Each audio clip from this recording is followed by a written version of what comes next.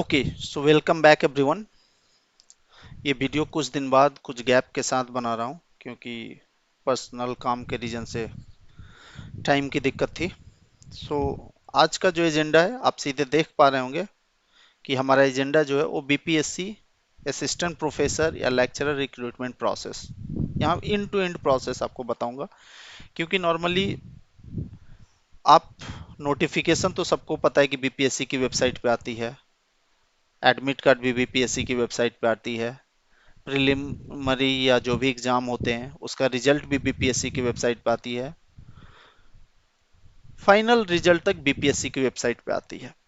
Document verification भी BPSC करती है, बट यहाँ पर थोड़ा सा लोचा ये हो जाता है कि यहाँ दो बॉडी इंगेज्ड है। एक देखिए बीपीएससी मैंने रखा है और दूसरा science technology and technical education department, जो कि इसी साल नामकरण हुआ है। पहले ये सिंपली डीएसटी था, department of science and technology, but इसको अब चेंज करके science technology and technical education department नाम कर दिया गया है। तो दो अलग अलग बॉडी, एक एग्जामिनेशन बॉडी है और एक वो डिपार्टमेंट है, वो मिनिस्ट्री है गवर्नमेंट का जिसमें आप ज्वाइन करेंगे। तो प्रोसेस बीपीएससी से डीएसटी, जिसको मैं science technology and technical education department को शॉर्ट में रेफर करूंगा, कब मूव करती है, ये यहाँ पर लोगों को बहुत बड़ा कंफ्यूजन होता है। बीपीएससी ने तो फाइनल रिजल्ट दे दिया, बट उसके बाद आप कौन सा वेबसाइट चेक करोगे। यहाँ पर अगर आपका कोई जान पहचान नहीं है, जैसे मेरे केस में कोई वैसा नहीं था, तो बहुत ही स्ट्रगल और ऑलवेज कंफ्यूजन रहता था कि यहीं आएगा क्या, मैं सही वेबसाइट चेक कर रहा हूँ नहीं कर रहा हूँ। तो वो सारा मैं डिटेल आपको इसमें इन टू इंड बताऊंगा। तो वीडियो में बने रहिए जानकारी के लिए और शेयर कीजिए वो लोग को जो भी बीपीएससी का असिस्टेंट प्रोफेसर या लेक्चरर का एग्जाम दिए हैं और रिजल्ट या डॉक्यूमेंट वेरिफिकेशन के लिए अवेटेड हैं। क्योंकि चाहे वो लेक्चरर हो या असिस्टेंट प्रोफेसर, प्रोसेस वाइज 100% सब कुछ सेम है। दोनों पॉलिटेक्निक कॉलेज हो या इंजीनियरिंग कॉलेज हो, दोनों ही science technology and technical education department के अंदर ही आता है। तो मैं क्या क्या डिस्कस करूंगा, where to check for notification. ये जो भी रिक्रूटमेंट एपीए लेक्चरर है, तो रिक्रूटमेंट कहाँ आप नोटिफिकेशन चेक करोगे, ये बेसिकली उनके लिए होगा जो नए एस्पायरिंग स्टूडेंट्स हैं, जो एस्पिरेंट्स हैं, जो असिस्टेंट प्रोफेसर या लेक्चरर बनना चाहते हैं। थोड़ा सा मैं आपको अभी का अभी क्लियर कर देता हूँ। असिस्टेंट प्रोफेसर के लिए मिनिमम डिग्री मास्टर्स है, एमटेक होना चाहिए, या अगर आप साइंस बैकग्राउंड से हैं तो एमएससी होना चाहिए, ठीक है। और लेक्चरर के लिए आपको मिनिमम बीटेक बीई होना चाहिए, but for science department even for lecturer MSc is minimum eligibility criteria. तो आप नोटिफिकेशन देख लोगे, फॉर्म भर दोगे, एडमिट कार्ड दे दिए, एग्जाम दे दिए, रिजल्ट कहाँ चेक करोगे वो डिटेल बताता हूँ। अगेन इंटरव्यू लेटर और डॉक्यूमेंट वेरिफिकेशन का प्रोसेस, और फाइनली ज्वाइनिंग फॉर्मेलिटी, जिसका सबसे ज्यादा इंतजार रहता है लोगों को। सो अब पहला चीज है कि where to check for new job notification. तो उसका बहुत ही सिंपल चीज है, आपको ये बीपीएससी का वेबसाइट पे जाना है, www.bpsc.bihar.bih.nic.in। आप बीपीएससी गूगल में भी लिखोगे तो आ जाएगा, और आप जैसे ही उस पर क्लिक करोगे तो यही होम पेज आपको दिखाएगा, जहां आप देख रहे होंगे कि डेट वाइज बहुत सारे नोटिफिकेशन। अभी चूंकि टीचर रिक्रूटमेंट एग्जाम चल रहा है तो उससे रिलेटेड ज़्यादा नोटिफिकेशन यहाँ है, बट आपको यहीं पर सब कुछ मिलेगा। आप ओल्ड नोटिफिकेशन भी देखना चाहोगे, फॉर एग्जांपल आप किसी का अगर इंटरेस्ट है कि जो पिछला असिस्टेंट प्रोफेसर या लेक्चरर का नोटिफिकेशन आया था तो नोटिफिकेशन कैसा था, तो आप आर्काइव्ड न्यूज में आप जा सकते हो और वहाँ ईयर वाइज आपको सॉर्टेड डेटा मिलेगा। तो आप जैसे लेटेस्ट जो असिस्टेंट प्रोफेसर का आया था वो 2022 में, कंप्यूटर का भी आया था 07/2022, तो आप उसमें जाके देख सकते हैं, ठीक है। दूसरा चीज़ है कि डॉक्यूमेंट वेरिफिकेशन का क्या प्रोसेस है। तो अगर आप रिजल्ट क्वालिफाई कर जाते हैं तो आपको डॉक्यूमेंट वेरिफिकेशन के लिए जाना पड़ेगा। अब यहाँ डॉक्यूमेंट वेरिफिकेशन दो प्रोसेस है, एक बीपीएससी आपकी डॉक्यूमेंट वेरिफिकेशन करती है, और एक फाइनली जब आपका फाइनल मेरिट लिस्ट हो जाएगा तो डीएसटीटी, मतलब department of science technology and technical education department भी करेगी। तो मैं पहले राउंड का बोल देता हूँ। बीपीएससी वाला तो बहुत इजी है, क्या है कि आपको एक इंटरव्यू लेटर जो कि आपका लॉगिन पोर्टल में रहेगा, और साथ साथ आपको उस इंटरव्यू लेटर में ही सब कुछ मेंशन्ड होगा कि क्या क्या डॉक्यूमेंट चाहिए क्या नहीं चाहिए, और आप उसको लेकर जाएंगे बेसिकली। तो आपका पहले डॉक्यूमेंट वेरिफिकेशन होगा और साथ साथ इंटरव्यू, दोनों सेम डे हो जाता है। इन केस कुछ माइनर डॉक्यूमेंट मिसिंग है तो टाइम देते हैं, अंडरटेकिंग आपसे लेते हैं कि विद इन अ वीक या विद इन 10 डेज आप सबमिट करोगे। सो वो चीज़ें होती है, बट कोशिश करो कि ये सब प्रोसेस में आप ना जाओ और फर्स्ट टाइम भी सब कुछ सही करो, क्योंकि कभी कभी वो 7 डेज बोल के फिर वो टाइम नहीं देते और उस केस में आपकी चीज़ें खींच जाएगी लंबी। ठीक है। और तो डॉक्यूमेंट वेरिफिकेशन सिर्फ अभी यहाँ पहला के बारे में। और दूसरा, जब आपका इंटरव्यू होने के बाद फाइनल रिजल्ट आ जाता है, तो वो डॉक्यूमेंट वेरिफिकेशन आपका department of science technology and technical education department करेगा। और यहीं पर प्रॉब्लम आती है लोगों को कि कौन सा वेबसाइट रेफर किया जाए। तो इसलिए मैंने पूरा वेबसाइट का लिंक दे दिया है, state.bihar.gov.in/tst। आप इतना से भी सर्च करोगे ना तो नॉर्मली ये पेज ही आता है। /citizenhome.html आप नहीं भी लिखेंगे, /dst तक ही, तो आपको, आप नीचे देख रहे होंगे कि आपको ऐसे प्रेस रिलीज असिस्टेंट प्रोफेसर है, press release assistant professor chemistry है, इलेक्ट्रॉनिक्स है, अभी रिसेंट में पॉलिटेक्निक में लेक्चरर इलेक्ट्रॉनिक्स का, और असिस्टेंट प्रोफेसर में मैथमेटिक्स और केमिस्ट्री का है। तो आपको प्रेस रिलीज करके वर्ड जब भी दिखेगा ना, तो ये आपको मान के चलना है कि ये प्रेस रिलीज है। ये कहते तो है प्रेस रिलीज, पर पता नहीं किस नोट प्रेस में आता है। ये नॉर्मली इस वेबसाइट पे ही आपको मिलेगा। और हो सकता है किसी पेपर का किसी कोने में रहता होगा, तो उतना सीरियसली आज के डेट में पेपर पढ़ता कौन कौन लोग हैं वो तो मुझे नहीं पता एग्जैक्टली। तो प्रेस रिलीज का मतलब आपको डीएसटी के तरफ से डॉक्यूमेंट वेरिफिकेशन के लिए बुलाया गया है। सो ये एक तरह से फाइनल प्रोसेस होता है डॉक्यूमेंट वेरिफिकेशन का। जैसे ही आपका डॉक्यूमेंट वेरिफिकेशन होगा ना, तो ये देखो ऐसे कुछ आता है, सैंपल डीएसटी डॉक्यूमेंट वेरिफिकेशन। इस तरह का प्रेस रिलीज, जो आपको मैं पिछला ये प्रेस रिलीज दिखा ना, जब ये कोई प्रेस रिलीज आप ओपन करोगे तो आपको कुछ ऐसा रहेगा। ये मैंने 43/2020 जो लेटेस्ट अभी इलेक्ट्रॉनिक्स का चल रहा है ना, उसका मैंने लेकर डाल दिया है। तो आपको डेट रहेगा, टाइम रहेगा और रोल नंबर रहेंगे। ठीक है, तो इस डेट में इस टाइम में आपको पहुंच जाना है। और ये आपका इसका तारामंडल जो है वो वेन्यू रहता है तारामंडल के पास। ठीक है, तो ये बेसिकली ऐसा ही नोटिफिकेशन आएगा। जितने भी क्वालिफाइड लोग हैं फाइनली, जो कि बीपीएससी के द्वारा रिकमेंडेड है फाइनल रिजल्ट में, उन लोगों को ही यहाँ बुलाया जाता है।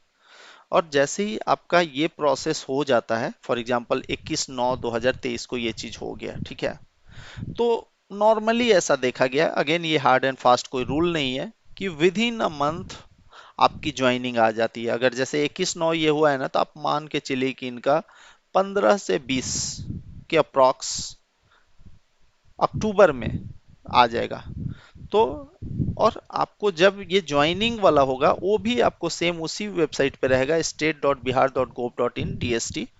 बट यहाँ पर वर्डिंग चेंज हो जाती है, ऐसे रहेगा, regarding appointment to the post of lecturer computer science and engineering. वही अगर असिस्टेंट प्रोफेसर रहेगा, regarding appointment to the post of assistant professor branch रहेगा, और नोटिफिकेशन ऐसा कुछ रहेगा। देखिए ये दो दो मैंने ऐसे डाले हैं, तो ठीक है।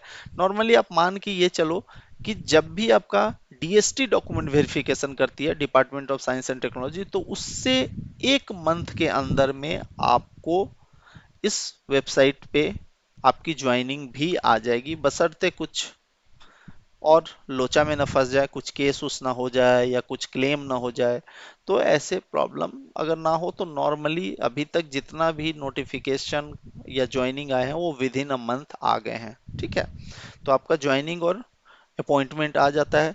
तो सवाल होता है कि ज्वाइनिंग और अपॉइंटमेंट आ गया तो करना क्या है। तो ये तो खुशी की बात है, ज्वाइनिंग आ गई, अपॉइंटमेंट है, आप जो भी कॉलेज आपको अलॉट हुआ है, क्योंकि ये जब आप फॉर्म खोलोगे ना, तो आपको आपके नाम के अगेंस्ट कॉलेज दिया रहेगा कि आपको इस कॉलेज में जाके ज्वाइन करना है। सो जितने भी स्टूडेंट्स रहेंगे, जो एस्पिरेंट्स रहेंगे, अगर 50 हैं तो 50 के नाम होंगे, और सामने उनका पूरा एड्रेस रहेगा, क्या रैंक है, क्या मेरिट है, कौन से कैटेगरी से हैं, कौन सा कैटेगरी उनको अलॉट हो रहा है, और फाइनली कौन सा कॉलेज आपको अलॉट हो रहा है वो रहेगा। तो आपका अगला क्या है कि आपको कुछ सेट ऑफ डॉक्यूमेंट्स फिर से लेकर जाने, और अलॉटेड कॉलेज के जाके प्रिंसिपल को एक एप्लीकेशन लिख के आपको ज्वाइन कर लेना है। तो खुशी की बात है। तो मैं ज्वाइनिंग फॉर्मेलिटी भी बहुत ब्रीफ में लिख दिया हूँ। क्या करना है भाई, तो सिंपल सी है, आप जो भी इंजीनियरिंग और पॉलिटेक्निक कॉलेज अलॉट हुआ है वहाँ आप अप्रोच कीजिए, वहाँ जाइए, एक एप्लीकेशन लिखिए प्रिंसिपल को। और बहुत सारे कॉलेज क्या है कि एक ऑलरेडी पहले से परफॉर्मा फॉर्मेट बना कर रखे हैं, जिसको आपको अपना नाम उम कुछ कुछ डिटेल भरना है और आपको दे देना है। और तब आपको वहाँ के प्रिंसिपल जो भी होंगे या इंचार्ज प्रिंसिपल होंगे, क्योंकि बहुत सारे कॉलेजेस में रेगुलर प्रिंसिपल हैं नहीं बिहार में, तो या तो इंचार्ज प्रिंसिपल या रेगुलर प्रिंसिपल जो भी वहाँ हैं, वो आपको एक प्रभार या अपॉइंटमेंट लेटर काइंड ऑफ आप बोल सकते हैं देंगे। और आप उस दिन से आप लेक्चरर या असिस्टेंट प्रोफेसर बन जाते हैं, जो कि एक गैजेटेड पोस्ट है। अब होता है कि आपने ज्वाइन तो कर लिया, बट ज्वाइन करते ही पैसा आना चालू नहीं होता, उसका भी प्रोसेस है, राइट? तो पोस्ट ज्वाइनिंग फॉर्मेलिटीज क्या है, तो इस पे मैं एक डिटेल वीडियो बाद में लाऊंगा, बट इन शॉर्ट मैं आपको बता देता हूँ कि पोस्ट ज्वाइनिंग आपको एनपीएस आपके पास होना चाहिए। अगर आप ऑलरेडी कहीं सेंटर या स्टेट गवर्नमेंट में ऑलरेडी एम्प्लॉयड हैं या इवन कॉरपोरेट में हैं और आपने एनपीएस ओपन कर रखा है या as a personal NPS account भी खोल रखा है, तो आप उसको shifting NPS shifting branch shifting होता है, तो आप उसको शिफ्टिंग फॉर्म भर के शिफ्ट करा लेंगे, जो कि हर कॉलेज के नाम से डीडीओ रहते हैं। मतलब बेसिकली होता क्या है कि एक हर ऑर्गेनाइजेशन का एक ऑफिसर ऑर्गेनाइज अपॉइंटेड होता है, जो कि इस चीज को कोऑर्डिनेट करेगा, ठीक है? तो उनके नाम से आप फॉर्म शिफ्टिंग कर लेंगे और आपको एनपीएस नंबर पैन नंबर तो चेंज नहीं होगा, बट शिफ्टिंग मैंडेटरी है। और ये जैसे ही आपका हो जाता है, क्योंकि ये फर्स्ट चीज है, और जो नए ज्वाइनी है उनको एनपीएस नया से अप्लाई करके अप्लाई करना होगा। बट याद रखिए, अप्लाई करते समय आपको कुछ कुछ डिटेल चाहिए होगा, जो कि उस कॉलेज में आईटी सेल या ज्वाइनिंग वाली जो टीम होती है उनसे आप लोगे तो आपको मिल जाएगा। और आप अप्लाई करिए, और जैसे ही पैन नंबर आपको मिल जाता है तो आपको दो प्रोसेस और करना पड़ेगा। एचआरएमएस ऑनबोर्डिंग करना पड़ेगा। एचआरएमएस क्यों? क्योंकि आप इम्प्लॉय हो चुके हैं, तो एचआरएमएस जो गवर्नमेंट ऑफ बिहार जो एक सॉफ्टवेयर यूज करती है, एप्लीकेशन यूज करती है, उसमें आपका डेटा पॉपुलेटेड रहना चाहिए। और ये भी जब हो जाता है तो आपको पे स्लिप जनरेशन के लिए आपको एक रिक्वेस्ट करना पड़ता है फाइनेंस डिपार्टमेंट ऑफ बिहार को। तो पे स्लिप भी अगर जनरेट होता है, जिसमें पूरा आपको पेमेंट का बाइफरकेशन रहता है, आपको कितना बेसिक है, कितना टीए है, कितना डीए है, कितना एचआरए है, एंड सो ऑन। क्योंकि बहुत सारे कॉलेज में जो तो रहने का फैसिलिटी है, बहुत सारे कॉलेजेस में आज के डेट में नहीं भी है, तो जहाँ नहीं है उनको एचआरए सब भी चाहिए होगा, तो आप वो सब प्रोसेस करते हो। बाकी ये डिटेल मैं अलग से एक बनाऊंगा। और नहीं तो आप जहाँ भी ज्वाइन करेंगे तो वहाँ लोग रहते हैं जो आपको हेल्प करेंगे और इन्फॉर्मेशन देंगे। सो दोस्तों, उम्मीद करता हूँ कि ये आपको वीडियो हेल्पफुल लगा होगा, जहाँ पर कि लोग कंफ्यूज रहते हैं कि बीपीएससी ने तो मेरा फाइनल रिजल्ट दे दिया, अब क्या करना है, अब कौन सी वेबसाइट पे चेक करना है, तो गूगल कोरा और कहाँ कहाँ हम खोजते हैं, बट हमें सही जानकारी शायद ही कहीं मिलती है। तो ये एक वीडियो मैंने इसलिए रखा स्क्रीनशॉट के साथ, ताकि आपको कोई दिक्कत ना हो और आपको ये हेल्प हो, ठीक है? तो थैंक यू। उम्मीद करता हूँ कि आप लोग को अच्छा लगा होगा, तो वीडियो को लाइक कीजिए, शेयर कीजिए। और बेसिकली ये तो बहुत शेयर करने लायक वीडियो है नहीं, बट एटलीस्ट जो जरूरतमंद लोग हैं, जो भी बीपीएससी या UP BPSC assistant professor lecturer या की तैयारी में हैं, वो लोग को एटलीस्ट ये सेंड कीजिए, ताकि जब उनका ये सिचुएशन आएगा, उनका फाइनल मेरिट लिस्ट में नाम आ जाएगी, जो कि एक खुशी की बात है, तो उनको इधर उधर भटकना ना पड़े और यहाँ से उनको फुल डिटेल मिल जाएगा। तो धन्यवाद दोस्तों, थैंक यू वेरी मच।